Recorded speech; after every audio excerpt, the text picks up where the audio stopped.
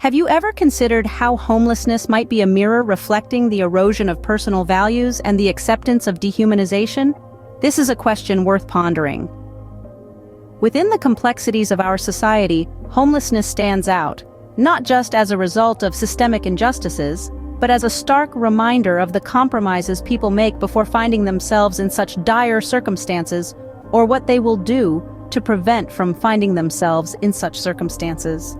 Beneath the surface of financial misfortune and societal neglect, there's something deeper: the gradual erosion of personal values and the acceptance of dehumanizing norms.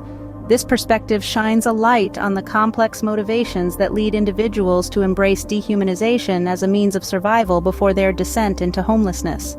Homelessness is a complex issue, with many contributing factors. Financial setbacks, asset theft, societal neglect, all these play a part in the downward spiral. But underneath these issues, there's a deeper narrative: the subtle erosion of personal values and the normalization of exploitation. Take the rental market, for example. While it's often hailed as a pillar of capitalism, it can also be seen as a mechanism of modern-day exploitation, where individuals surrender a significant portion of their income just to have a roof over their heads.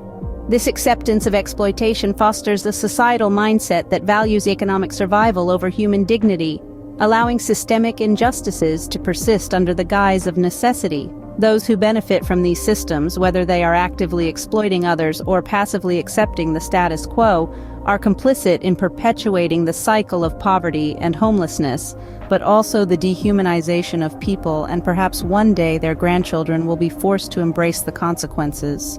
In the face of limited opportunities for economic advancement, some individuals resort even to survival sex work, which has no true social value. This is where the reality hits home. Homeless individuals act as living warnings of what happens if you do not accept dehumanization as a means of survival. It's important to acknowledge that there are certain individuals who understand these mechanisms, knowing that exploiting people who embrace dehumanization traits result in their financial gain. However, this gain often comes at a high cost, including stolen wages and deteriorating mental and physical well-being. Many of the individuals who embrace dehumanization for survival should rightfully receive fair compensation and be recognized for the damage inflicted upon them. Their plight reflects not only personal misfortune, but also the broader societal pressures that push individuals to sacrifice their dignity for survival.